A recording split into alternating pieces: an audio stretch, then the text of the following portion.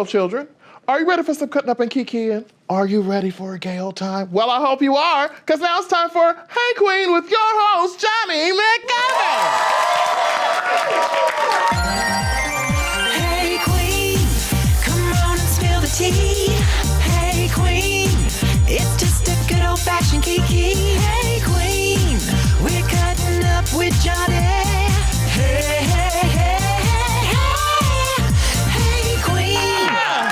Oh, hello, my fine, phenomenal flowers, and welcome to another I Got Something to Say episode of Hey Qween, with me, your host, Jonny McGovern. Today's show gives us all the juice, honey, my gabies. We have a TV darling in the house. Our guest today has been on season 7 of RuPaul's Drag Race, as well as the Holi-Slay Spectacular and All-Stars 4. I bring to you the beautiful, hysterical, and outspoken Jasmine Masters. Yeah, here today. But before she shakes her ass on out here, there's another queen that gives us a juice as well. If she were a flower, she'd be a hydrangea. She's the velvety creamer in the hot cup of joe I call my life. And like a crystal chandelier, she's bright, sparkly, and she's got some dangly bits. It's Lady Wrenn Couture! Hey, blue glitter! Oh, it looks like you're a frosty princess today. Well, because my cousin came, I had to, juice it up, honey. Yes, you did. So I spent all night, restoning all of this stuff. I'm tired. The funny thing is, all the stones is on this side. You can't even see them. You and our guest today are drag cousins. Yes. You go back a long time. We go back so long. We're having to live together. She having to put up with me when she wanted to go to gigs and stuff. Oh, yeah. I did not forget, honey. Well, we finally got her back. Yes. And I'm so happy. much tea to spill. Well, I was trying it with her. You know how they do you on that. That's right. And if there's one person you don't want to try it with, is Ms. Jasmine Masters. That's right, That's baby. for sure. That's right. We'll be back with the one and only Jasmine Masters right after this very gay break.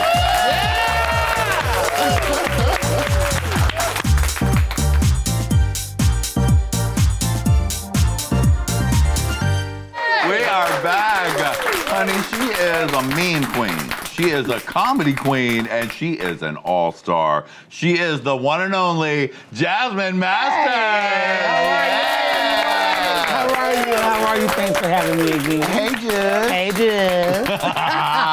You are looking stunning. Thank you. I feel good. Soft, beautiful, glamorous. I love it. Yeah, I had to put on a little glam today. Mm-hmm. You know I like you in every way, shape, and form. I'm sure you do, Jess. And my water's clean. Oh, yes. Lady Wrenn, your drag cousin is in the house. Baby, don't she look good, honey? Hey, good, shining like a new rhinestone, baby. Look at you, girl, with your titties and stuff. Girl, I'm trying. Just a little bit. Now, Lady Wrenn, what's your favorite memory of you and Jasmine? You've had such a long history. Oh my God, I'm so happy to see her back in the building, looking so good, honey. Like Toni Braxton mixed with a little Anita Baker, mixed with, every Black Soul singer she looked like today. I love that. Lady Wrenn, what is your favorite memory of Jasmine? You guys have known each other so long. Oh God, we have so many different memories. One of my favorites is us driving me, Jasmine Masters, and Miss Coco was driving up to Sacramento. And the way we worked it is one had to drive, one had to roll, and the other had to keep everybody awake. So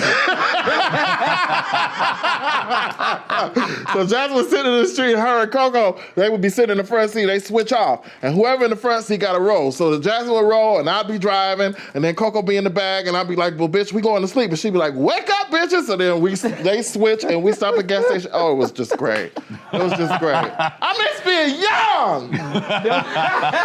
This was a good day. Yeah. And Jasmine, what is your favorite or shadiest memory of Lady Wrenn? Oh, Jesus. Being in a car with her all the time. But I used to drive a lot. Yeah. Because she was my road dog for years when we was roommates. And we used to hop on the highway and go a lot of places. Did you guys ever have to fight over trade? Because I think you kind of like the same type of guys. No, we never had that problem. No, we never had that problem. Never had that problem. Baby, let me just say something. When you have a partner in crime, somebody who you love, you gladly hand them whatever they want. They want that trade, that's fine. But, because they're going to do the same for you. That's how you know that's your sister. Because you be looking at them, y'all all looking at them, and it's like, did you want him? Yeah, I want him. Okay, well, go and take him then, girl. I'll see you later. Yeah, and I used to try to push her on guys all the time. Oh, yeah? Because she was like, oh, look at him. I'm like, bitch, go over there. Because I'm very shy when it comes to guys and stuff. But I used to always try to get her on guys. She'd say, no, they may not want me. Bitch, go over there, Big Ray. You big, bitch. They don't care. I was like the bait sometimes. I do remember being like the bait. She like, you the fishiest out of all us. Go over there and talk to him. And then I bring him over and everybody talk to him. I say, yes, get him, girl. I'm just kidding. Yeah, we have so much fun. Oh, gosh. And all the weed we used to smoke for $5. All the weed. The nickel bag, the and 5 I for got 20. some shit for you in the back, baby. I know, bitch.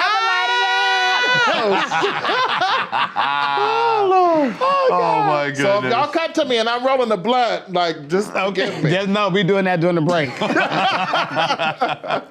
Well, Jasmine, since we've last seen you, you have become the queen of the meme. I know, isn't that amazing? And it's like the internet took you and made you their own. I know, that is such a blessing for me. I never would have thought I would be, a meme queen, with all the new stuff that's going on with the social medias. I never thought it'd be me. Right. Or I would be one of them, I would say. But it's been amazing. I love it. I mean, Mr. Justin Bieber. I know, good old Justin. That was like kind of what really shot you out there. So Justin shared one of your famous rants. Yeah, he did, and I was shocked. I didn't know what was going on. I remember being at a show, and my phone just kept making all these different sounds. Like, what is going on? So I decided to look. I had all these different notifications. And I'm like, oh shit, what happened? So my mind, of course, goes to something negative or bad. I'm like, oh damn. And then they're like, girl, Justin Bieber shared your video. And I'm like, bitch, what video? And then when I seen it, I was like, no way. Like, it was so like out of this world for me to know that he seen the video. You never know who's going to see it. That's true. But I thought it was good and a good thing that he liked it and shared it and stuff. So. Sure it was. Yeah. Well, with that being said, it's time for us to play a little game called Meme Girls. Okay. Okay, so Justin Bieber made you go viral, sweetie. So we're going to show you some iconic photos that have become memes, and we want to know what was really going on when those photos were taken. Okay, they're photos of me. Yeah. Okay, cute. They're the classic images of Jasmine that the world has made their own by using them in whatever way. Okay. We want to know what was really going on when you did this. Okay, let's see. And I don't know, but okay, let's see. All right, let's begin. Meme Girls. Let's look at this girl. A classic. This has been used in so many situations. That girl has been around the world. She is a runaway girl. Yes, she is. I was in the car, and I just got through doing Whitney Houston. And I was in the car filming something about season 8, I believe. And as I was filming it, it was a girl who was sitting on the side, and she was on her phone. And I don't even know if she even seen me get in my car. But she decided to walk over in the middle of me recording it, and I just happened to look, give one of those like, bitch, what? And it was just like, this is what happens when shit happens when I press record. Yeah. So none of my stuff is edited and shut down or, it just, whatever happens, it happens. And that's where that picture came from. Yeah, and there you're going, boop. It was very like, what the fuck? So all the memes people come up with the titles, it's all appropriate for it. It's crazy. I love it. All right, let's see another meme girl. Oh, girl, look how orange you look.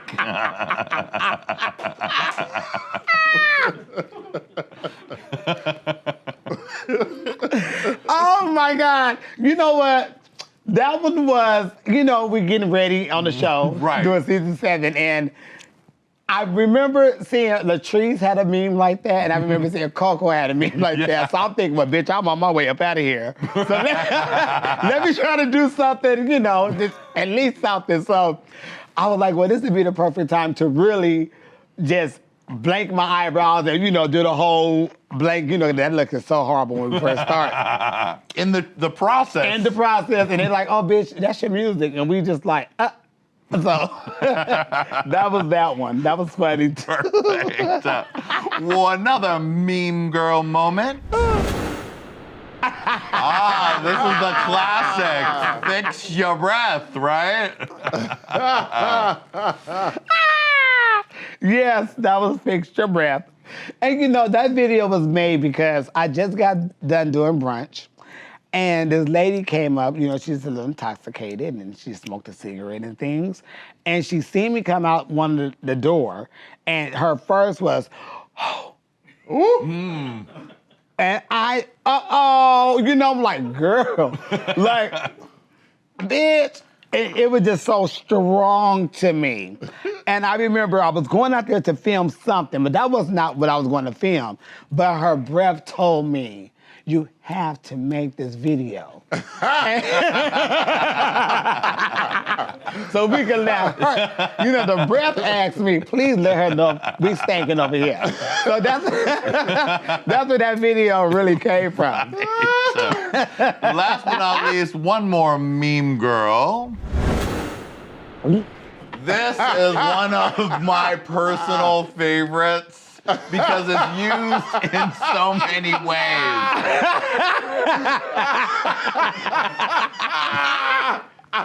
It's amazing. I love it. I swear I do. That one, I was on the couch at home. And I don't know what I was talking about during that video. But I just remember that video being next to Kylie Jenner with her blue lipstick and stuff. And I have on my little Dora. Yes. I love my Dora Nora. Yes, of course. Yes, I love that. I mean, there's just nothing that moment of cannot be used for. I know. It's a classic. They come up with a lot of different captions for them. I love it. It's all funny to me. Little did you know when you were growing up that expressive face would take you everywhere. Right? That is so crazy. People have them on shirts. I'm making shirts with like them faces on it for DragCon. Yes. Yeah. Oh, that is definitely something to pick up. Okay. Make sure you're following Hey Qween on all of our social media at Hey Qween TV. Now, Jasmine, it's time to get into it. Okay, let's get into it. Because we want to talk about that Holi-Slay spectacular. Oh, yes. On television was completely drama-free. There was everyone was a winner. There was just singing and dancing and fun. But we all, as a country, noticed, how come Jasmine is mysteriously missing from all the confessionals in the second half of the show? And then we found out when the show aired that there had been a little something going on. You want to give us your version of the tale? Okay, this is what happened. Shut up, Couture. Okay.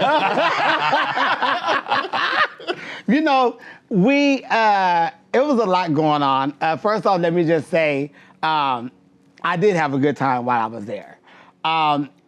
We were blindsided about a lot of things that we were doing, learning the song, the different routines, all that stuff was absolutely right. We were blindsided about a lot. We did it in 2 days. The second day is where I left. But now how they recorded it was kind of backward. They started from the end to the beginning. So that's why you see me like a lot that you don't see me in certain parts. And it was all me, no stunt doubles or nothing. Yeah. Well, during the second day, it just seemed like it kept going and going and going. But then we was going, why are we still waiting?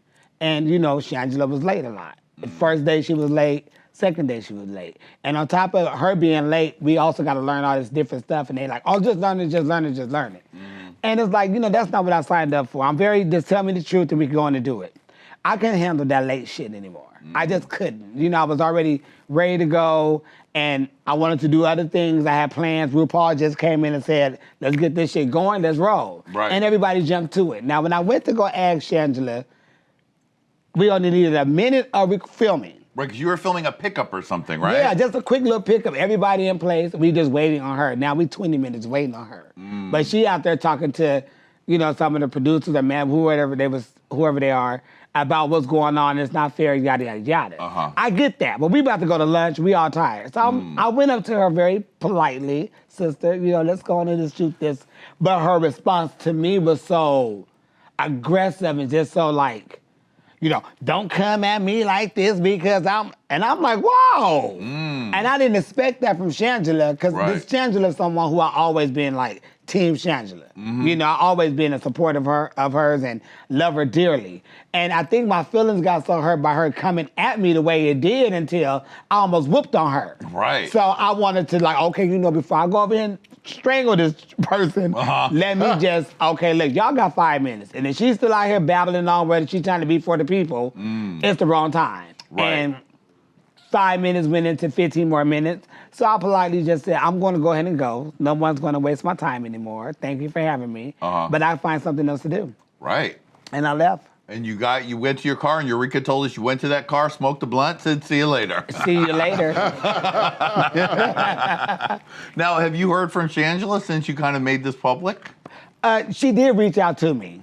And I wasn't in the mood to talk to her at the time. Because I was still in the midst of, I think my feelings are getting hurt. Because I wasn't mad at her. I think my feelings just got hurt. Because I never expected that from Shangela. Right. Because I never given her that, and we never had that type of, energy. So my feelings are so hurt for her to come at me like that when I had praised her, and I praised her to her face like, girl, I really appreciate you, for little things she have done. And it was a mind-blowing. So I didn't want to hear from her, but I still love her the same. And one day we'll talk and see each other and hug it out and kiss and, be sisters all over again. She's still my sister. I just haven't talked to her. All right, love it. Hey Queens, thanks for watching. For part 2 of this interview, click here. For more Hey Qween fabulousness, click here. And of course, don't forget to subscribe.